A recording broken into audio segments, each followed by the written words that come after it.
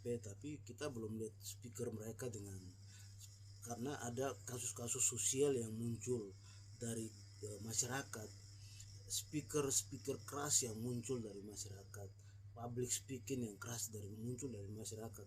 Itu harusnya istana dia tangkis, harusnya istana dia jawab, harusnya istana dia kasih pandangan, kasih solusi, memberikan semacam sentimen bahwa itu harus begini, itu harus begini.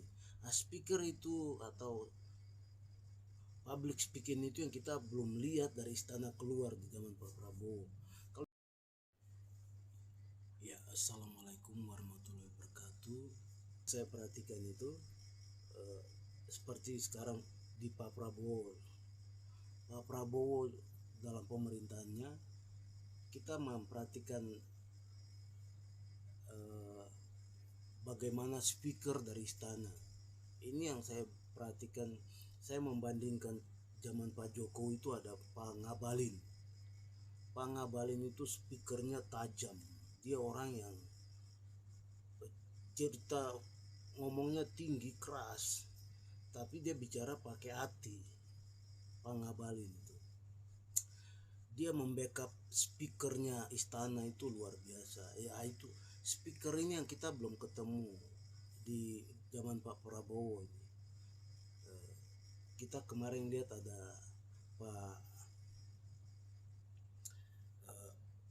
beberapa orang yang masuk ke KSP, tapi kita belum lihat speaker mereka karena ada kasus-kasus sosial yang muncul dari masyarakat, speaker keras yang muncul dari masyarakat, public speaking yang keras muncul dari masyarakat. Itu harusnya istana dia tangkis, harusnya istana dia jawab, harusnya istana dia kasih pandangan, kasih solusi, memberikan semacam sentimen bahwa itu harus begini, itu harus begini. Nah, speaker itu atau public speaking itu yang kita belum lihat dari istana keluar di zaman Pak Prabowo. Kalau di zaman Pak Jokowi saya perhatikan itu ada di Pak Ngabalin. Pak Ngabalin di TV, di podcast itu dia bagaimana adu gagasan, adu semacam narasi keras, bentrok, pantang, tapi orang melihat itu sangat dengan hati memberikan bahwa ini begini, ini begini, ini begini. Nah, itu yang speaker itu yang kita belum lihat dari istana sekarang. Yang mudah-mudahan Pak Prabowo dalam perjalanan 5 tahun bisa menemukan sebuah speaker di kantor KSP, speaker yang seperti model-model Pak Ngabalin. Itu zaman Pak Jokowi itu Pak Ngabalin itu dengan Pak Muldoko tidak terlalu banyak bicara ke publik, tapi Pak Ngabalin itu banyak memotong, menabrak, menyikat setiap speaker dari masyarakat yang muncul. Keras tajam tabrak, keras tajam tabrak dengan solusi, bukan menabrak dengan ini, menabrak cara berpikir orang. Karena Indonesia yang begitu luas, begitu beragam budaya, nilai-nilai kultur yang berbeda-beda, orang datang dari latar belakang itu masing-masing tentu masuk ke dalam Indonesia.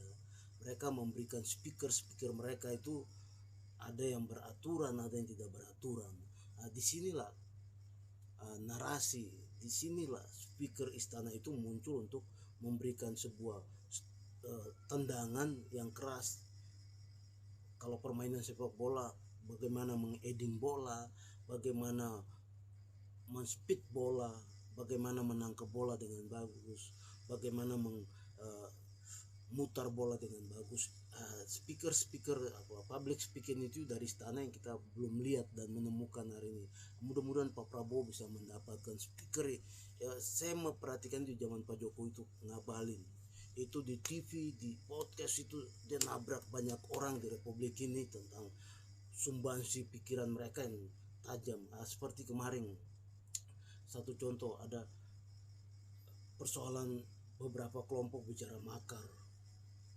Saya lihat dari istana ya menjawab biasa-biasa, tapi kalau di zaman Pak Jokowi ada Pak Ngabalin itu pasti dia tabrak benar mereka itu, pasti dia kipas benar itu.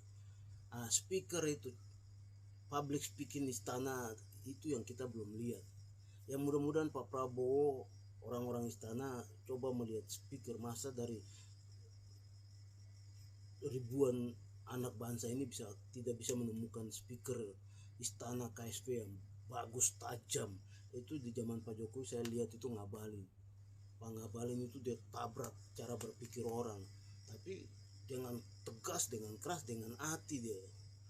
Dan dia punya pengalaman yang panjang, jam terbang yang tinggi itu, sehingga dia bisa menabrak cara berpikir orang di Republik ini. Itu di zaman Pak Jokowi. Mudah-mudahan Pak Prabowo bisa menemukan speaker-speaker andal yang ada di istana, sehingga bisa menabrak sentimen-sentimen sosial, narasi-narasi yang timbul dari masyarakat ke dalam negara.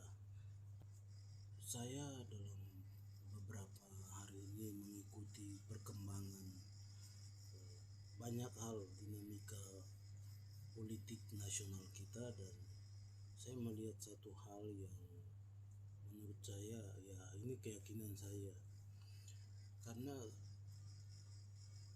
Pak Jokowi waktu jadi presiden dia mengangkat Menteri Menko Polkam itu dari sipil, artinya dari masyarakat biasa, karena Menko Polkam itu biasanya itu jabatan strategi, dan jabatan itu seringkali dari angkatan, dari TNI.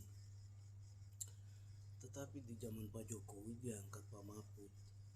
Nah, kita lihat itu bagaimana Pak Mahfud dia angkat masuk ke, cuma kita perhatikan di sini kan Pak Mahfud itu bidang strategi yang banyak hal yang tetap bukan itu saja, karena berkaitan dengan pokok dari negara ini sendiri, sehingga itu sangat strategis sekali, dan dia akan memberi informasi itu langsung kepada presiden. Tapi kita melihat di dalam perjalanan Pak Jokowi mengangkat Pak Mahfud ini kan, kita masyarakat melihat itu. Cuma di sini kan saya melihat bagaimana Pak Jokowi dia melihat tokoh yang punya integritas. Pak Mahfud itu waktu itu melihat Pak Jokowi punya sisi yang berbeda, melihat Pak Mahfud untuk angkat jadi Menko Polkam. Tetapi dalam perjalanan waktu, karena Pilpres, Pak Mahfud harus calonkan diri dengan Pak Ganjar, sehingga dia mengundurkan diri dan masuk ke dalam lingkaran PDIP, partai PDIP. Disinilah kita melihat, tapi Pak Mahfud tidak maksimal kerja di dalam ketika dia mengambil sebuah jabatan itu. Nah, ini yang kadang kita masyarakat melihat orang-orang yang mengambil sebuah jabatan masuk ke dalam negara yang mengangkat mereka, ya harusnya maksimal. Itu kata maksimal, kata kunci maksimal itu harusnya di total kerja, sehingga kita bisa lihat banyak sektor-sektor yang harus dipotong, dipangkas, dibersihkan, sehingga bisa negara ini berjalan dengan baik. Pemimpin kan dia udah menyerukan, dan kita melihat kepemimpinan Pak Jokowi itu berbeda. Kepemimpinan Pak Jokowi dia memberikan kesempatan yang sangat luas sebetulnya untuk orang masuk berkarya. Ketika negara angkat mereka, harusnya mereka berkarya totalitas. Tapi itu kita belum lihat dari Pak Mahfud MD. Selama dia menjadi Menko Polkam, belum ada hal besar yang greget, yang signifikan dikerjakan untuk Republik ini, dan itu kerasa ke bawah, belum ada. Nah, itu yang kita sangat menyayangkan jabatan itu, karena jabatan itu pernah dijabat oleh seorang sipil, karena Pak Jokowi juga dia seorang sipil yang datang, dan dia bukan siapa-siapa, datang menjadi seorang presiden. Dan dia melihat Pak Mahfud dalam, kita lihat dalam teras nasional, dalam berbagai media-media nasional, Pak Mahfud sangat bagaimana pendapat tentang hukum, pendapat solusi tentang hukum dengan antropologi, hukum dengan sosial di bawah bagaimana. Pandangannya itu banyak yang memberikan. Mungkin dari tanggapan penglihatan itulah Pak Jokowi mengangkat. Dan ada beberapa kriteria di belakang, tentu ada secara politik. Nah, itu yang kita menyayangkan, Pak Mahfud belum totalitas, belum maksimal. Saya membandingkan itu dengan Pak Balil. Pak Balil yang ya Pak Balil sekarang kalau netizen banyak membicarakan A, B, C, D dan seterusnya, ya netizen Indonesia bahkan kita masyarakat Indonesia juga harus sadar Pak Balil bukan siapa-siapa datang, karena itu cuma penglihatan Pak Jokowi. Penglihatan Pak Jokowi melihat Pak Balil yang punya kemampuan kerja, kemampuan berorganisasi, kemampuan mengambil tindakan keputusan dengan membangun perusahaan dia, menjalankan entrepreneur di bidang-bidang usaha di IPMI dengan bagus. Itu Pak Jokowi lihat, sehingga Pak Jokowi coba untuk menarik Pak Balil ke dalam. Dan Pak Jokowi menangkap orang itu tidak sembarang dalam kepemimpinan leadership yang kita perhatikan. Pak Jokowi tidak pernah ambil orang dengan sembarangan. Hari ini kita bisa perhatikan Pak Balil bukan siapa-siapa. Kita bisa lihat jejak digital dia kan. Dia sudah menguraikan apa adanya hidup dia dan keberadaan dia sampai dia bisa jadi ketua Golkar sekarang. Dia bisa menjadi menteri investasi dari zaman Pak Jokowi, banyak proyek-proyek besar mereka kerjakan.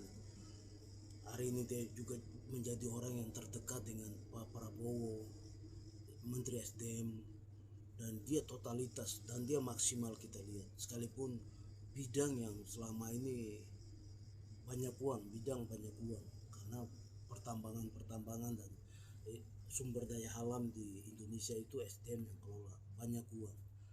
Tapi Pak Balil dia totalitas kerja di sana. Kalau kita amati dari sudut pandang sebagai masyarakat, totalitas dia kerja.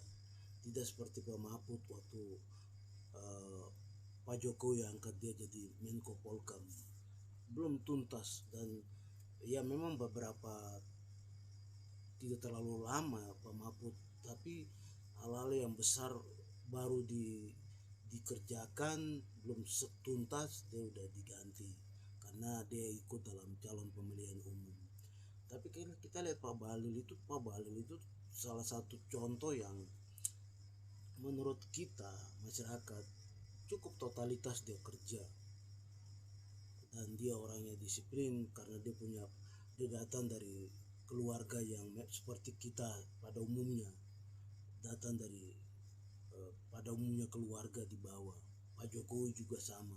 Jadi dan Pak Jokowi pilih orang-orang yang menurut saya pantas memimpin republik ini seperti Pak Balil, Pak Mahfud. Cuma Pak Mahfud belum totalitas kerja, belum totalitas, dan itu sebuah kementerian Menko Polkam yang selama ini kita lihat itu dijabat oleh orang-orang dari militer, tapi sipil itu Pak Mahfud masuk di zaman Pak Jokowi, tapi Pak Mahfudnya belum maksimal kerja. Assalamualaikum warahmatullahi wabarakatuh.